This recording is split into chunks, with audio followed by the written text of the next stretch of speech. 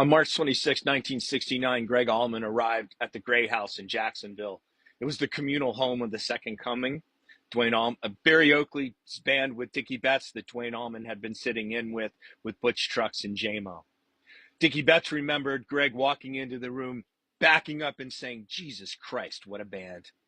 Gregg picks up the story. He said they had that song, Trouble No More. They had no singer. They just had the track to it. They handed me the lyrics.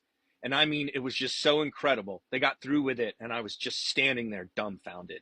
I got my brother over to the side, and I said, "Now, look, man, I'm not real sure I can cut this or not. You might look for somebody better than me."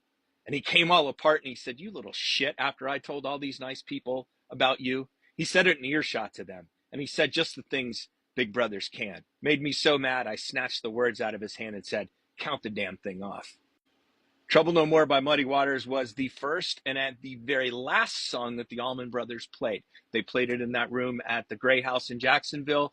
And then in October of 2014, October 28th of 2014, early morning hours of October 29th, they closed their entire career with Trouble No More at the Beacon Theater. Trouble No More is just the first of several Muddy Waters songs that the Allman Brothers end up covering. And they Allman Brother-ify the song, the arrangement, right from the get-go. Muddy's version is kind of interesting. It's based on a Sleepy John Estes melody song that he called Sleepy John, called Someday Baby. Muddy called it Trouble No More. Muddy's version, I was listening to it today. I think I'm right here, but Muddy's version goes from 14 bars to 15 bars. And the final part of the song is 12 bars. The Allman Brothers Band play a 15-bar version of the song with a little rave up between the verse, chorus, and then the next round up with the verse. Something the Allman Brothers do a lot with any cover that they make. Certainly began from the very beginning. I mean, the one really that shows it is Muddy's Hoochie Coochie Man. We'll talk about that some other time, though. Now, Duane and Gregg were somewhat estranged when Duane was putting the Allman Brothers Band together in March of 1969. Gregg was the last person to arrive to join the Allman Brothers Band.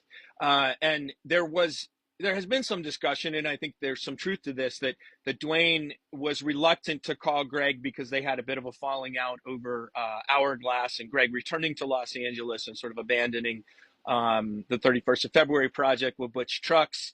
So they weren't on speaking terms.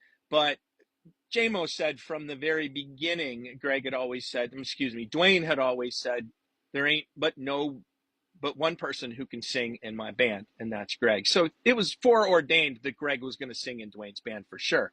But it was something that didn't happen right away. And again, it's pretty ironic, somewhat ironic, that the last person to join the Allman Brothers Band was the Allman brother, Duane's chief collaborator up to that point. Probably the closest we'll ever hear to what Trouble No More sounded like are the demos that they recorded when they went to Macon, Georgia in April of 1969. That would be what it sounded like in its rawest form. The next recording we have is it was recorded in August of 1969, the debut album. And then in 1972, the Allman Brothers released it on Eat a Peach, a version of Trouble No More they recorded at Fillmore East in spring of 1971 and March of 1971, the At Fillmore East album that I wrote Play All Night about, and that really is their most famous work, and rightfully so. Trouble No More, Muddy Waters, Duane Allman, Gregg Allman. Long live the Allman Brothers Band.